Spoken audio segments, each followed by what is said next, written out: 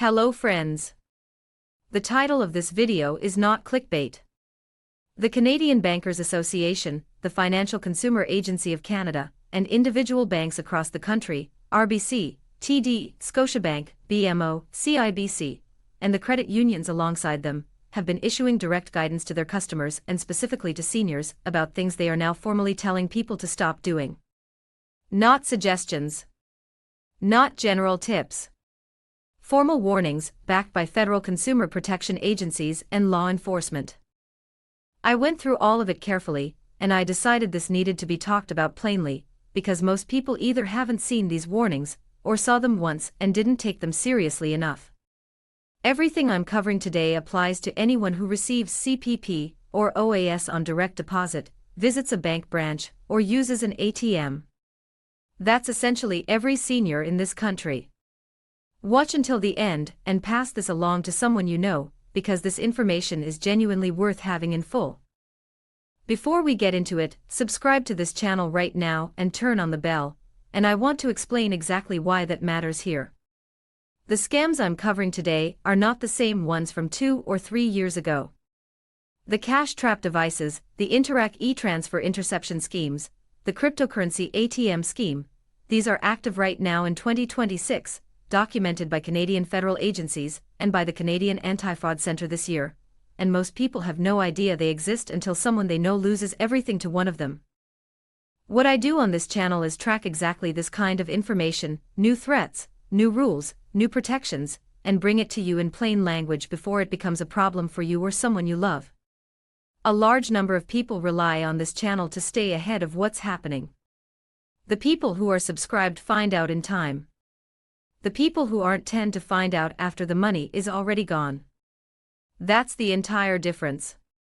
Hit subscribe, turn on the bell, and let's get into it. Rule number 1, and this is escalating sharply right now, your card and your cash never leave your hands at an ATM.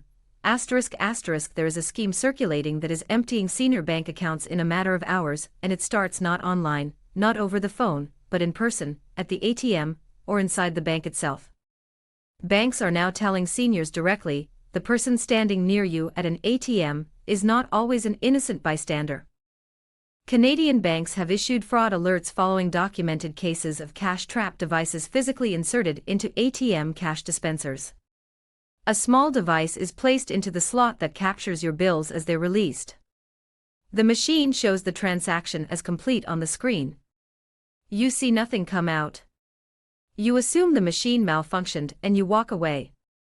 The person behind the scheme removes the trap the moment you leave, along with your cash. If you use an ATM and cash doesn't come out after the screen shows a successful transaction, do not walk away. Stay at the machine and call your bank immediately from that location, using the number on the back of your card, and ask them to flag the transaction before you leave the area. This matters because once you walk away, the trap is usually removed within minutes, and there's often no way to recover what was taken. The second part of this rule matters just as much. Your card never leaves your hands. Not to a stranger offering to help you at the machine, not to someone claiming to be a bank employee outside of a secured teller window, not to anyone. Here's why this matters more than people realize. A device called a skimmer, or its more advanced version called a shimmer, can read every piece of information off your card in under 3 seconds of physical contact. A shimmer is small enough to sit inside the card slot itself and reads your chip directly, not just the magnetic strip. You wouldn't see it, and you wouldn't feel it happen. 3 seconds of someone else holding your card is genuinely enough. If you have difficulty using an ATM, go inside the branch and ask a uniformed employee for help, never a stranger standing near the machine. Rule number 2, your PIN is shielded, every single time, without exception, ***. Financial Consumer Agency of Canada guidance on this is direct and unambiguous. Cover the keypad with your other hand every single time you enter your PIN, even if you're confident no one is nearby. There are documented cases involving small mirrors, cameras disguised as fixtures, and recording devices positioned specifically near ATM keypads that have captured PINs from customers who genuinely believed they were alone at the time. This applies inside the branch as well, not just at outdoor ATMs. When a bank employee is helping you with a transaction at a teller window or a machine inside the branch, that employee is required, as a matter of policy, to look away the moment you begin entering your PIN. That is standard banking protocol, not a courtesy they're choosing to extend. If an employee doesn't look away on their own, you're entitled to say it directly. Please turn away while I enter my PIN. That is your right as a customer, and any legitimate financial institution in this country will honor it without hesitation. Rule number 3, your phone stays in your own hands inside the bank, ***. This is one that catches people off guard, because refusing can feel rude in the moment. A bank employee asks to see your phone to help set up a banking app, or to troubleshoot a problem with your account. You hand it over because it seems like a normal, helpful gesture. Here is exactly why banks are now warning against this specifically. If your phone has an open banking app, or even just stored login information, it is direct access to your accounts. In documented cases, someone holding a customer's phone for as little as 30 seconds has transferred funds, added an unfamiliar device as a trusted device on the account, or installed remote access software that provided ongoing control well after the person left the branch. Legitimate bank employees help by explaining what to tap and where to go, while you hold the phone and enter the information yourself.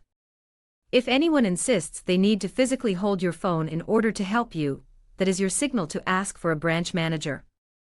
That is a completely reasonable request, and any legitimate institution will accommodate it without pushback.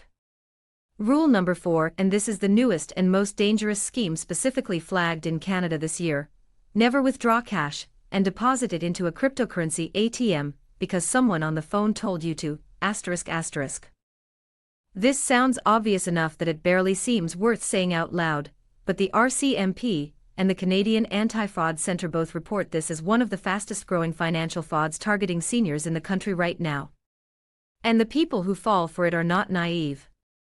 They are frequently sharp, careful, and educated. The scheme is built specifically to override that. Here's how it works. You receive a call or a message from someone claiming to be from the Canada Revenue Agency, Service Canada, your bank's fraud department, or law enforcement. They tell you your account has been compromised, or that you owe back taxes, or that someone has stolen your identity and your money needs to be moved somewhere safe immediately. They sound official. Caller ID may even display a name or number that looks legitimate, a technique called spoofing that lets a scammer's call display almost any name or number they choose. They may already know your name and details about your finances. They direct you to withdraw cash from your bank, sometimes tens of thousands of dollars, and deposit it into a Bitcoin ATM or cryptocurrency kiosk, telling you this is the only safe way to protect your money from the threat they've described. The moment cash goes into that machine, it is gone permanently. It cannot be reversed, it cannot be traced back through the bank, and in the overwhelming majority of cases, it cannot be recovered.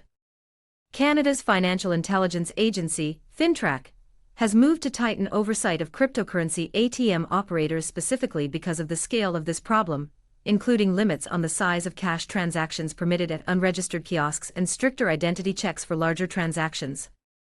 Banks across the country are now training branch employees specifically to intervene when a senior customer makes an unusual, large cash withdrawal, because in many documented cases, the person is on the phone with the person committing the fraud while standing at the teller window, being coached in real time on what to say. If a bank employee asks you why you're making a large or unusual cash withdrawal, answer honestly. They are not being intrusive. In a real number of documented cases, that single question has been the last line of defense between a senior and a total loss. The real CRA, Service Canada, and Canadian law enforcement do not instruct anyone to move money into cryptocurrency. Not ever, under any circumstances, regardless of how the request is framed. Rule number 5, and this one is uniquely Canadian: protect your Interac e-transfer security question like it's your banking password, because functionally, it is ***. Interac e-transfer is used constantly across Canada, and that popularity is exactly why it has become one of the most heavily targeted payment methods for fraud against seniors. There are two distinct schemes worth understanding here, and both rely on the same weak point: the security question and answer used to complete a transfer. The first scheme involves a fraudulent text or email that looks like a legitimate e-transfer notification, telling you that you've received money and need to click a link to deposit it. The link leads to a fake banking login page built to look identical to your real bank's website. You enter your online banking credentials believing you're logging in to accept a transfer, and instead you've handed a scammer direct access to your actual account, including the ability to redirect your CPP or OAS direct deposit. The second scheme is more direct. Someone posing as a family member, a supposed prize administrator, or even a fake buyer for something you're selling online, sends you a small e-transfer, and then calls or messages asking you to read back the security question and answer over the phone to confirm it went through. In reality, giving them that answer is often all that's needed for a much larger, separate transfer to go through using stolen account information they already have, since the security question is frequently the only barrier standing between them and completing an unauthorized transfer. The rule that stops both of these cold: never click a link in a text or email claiming to be an e-transfer notification. Instead, log into your bank's app or website directly, the same way you always do, to check for and accept any transfer. And never read your e-transfer security question or answer to anyone over the phone, by text, or by email, for any reason, no matter how convincing the story is. If you're unsure whether a transfer notification is real, call your bank directly using the number on your card or statement, never a number provided in the message itself. Rule number 6: read everything before you sign anything, ***. This one happens inside the branch, at the desk, with a friendly employee handing you paperwork and moving at a pace that feels like slowing down would be rude. Banks are now instructing their customers formally, through published consumer guidance, that you are never required to sign anything you haven't fully read. The fine print is where the significant details lie: automatic credit limit increases, consent to share your information with third parties, or enrollment in a fee-based service you didn't specifically request. These have all appeared in documents signed quickly, under gentle time pressure, without being read closely. If you're handed paperwork and feel rushed, say clearly, "I need a moment to read this properly." No legitimate financial institution in this country can require you to sign without reading first. If there's pushback on that request, ask for a supervisor directly. And if a fee or service appears on a statement that you don't recognize, call the bank and ask specifically whether you signed an authorization for it. If you signed under pressure and genuinely didn't understand what you were agreeing to, you have the right to file a complaint with the Financial Consumer Agency of Canada, or with the ombudsman your bank is affiliated with, since Canadian banks are required to belong to an external complaints body specifically for situations like this. One final thing worth knowing, and it ties everything together, ***.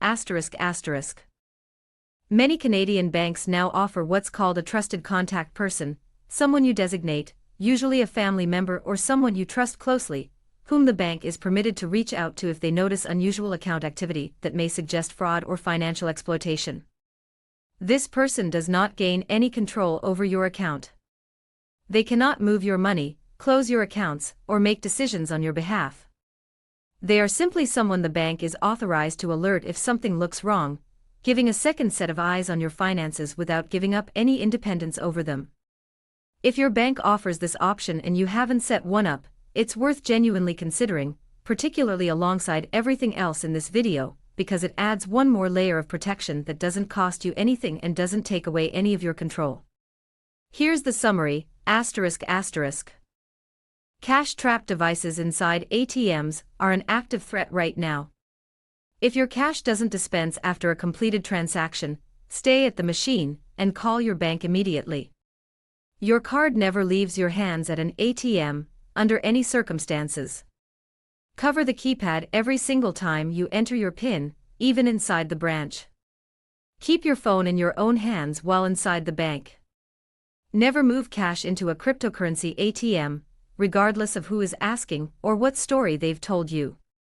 Never share your Interac e-transfer security question or answer with anyone by phone, text, or email, and never click a link in an unexpected e-transfer notification.